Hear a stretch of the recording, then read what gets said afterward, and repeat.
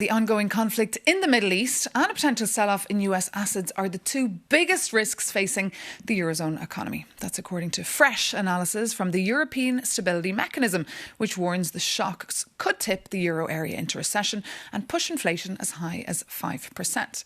The Luxembourg-based institution was set up in the wake of the Greek debt crisis to provide financial support to Eurozone countries in times of distress. For more, we're joined now by the ESM's chief economist, that's Rolf Strauch.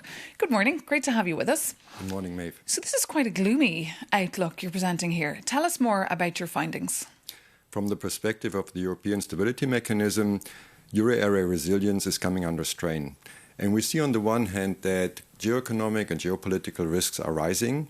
And you have securities threats, you have energy price disruption, you have financial market volatility and fragmentation in the trading system. And on the other hand, you see that this leads to higher demands on governments, while the fiscal space is shrinking. And that is what we mean when resilience is coming under strain. Governments need to create fiscal buffers and they need to create growth. So many of our viewers would be worried this morning about this risk of a potential recession. How high is it? The point is, as a crisis resolution mechanism, you ask what happens if things go wrong, not what will actually happen.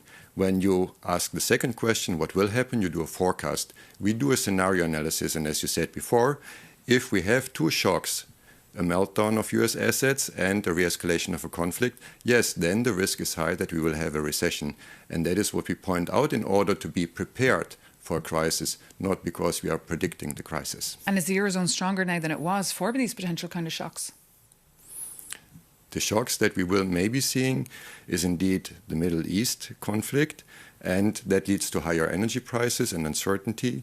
And on the other hand, a meltdown in US assets, that would imply that we have faced tighter financial conditions. So what should consumers be doing and thinking now? We think that governments mainly should be prepared, and that means that they have to get growth going, and that will help also the consumers. And just finally today in Ankara, billions are being pledged for defence. Can European countries afford this? Well, European countries could create a win-win situation here. And we have looked in depth into the defense spending. And when you actually create a situation where defense spending spills over into the civilian economy, then you can recover 53 cents for each additional euro spent through taxes and higher growth.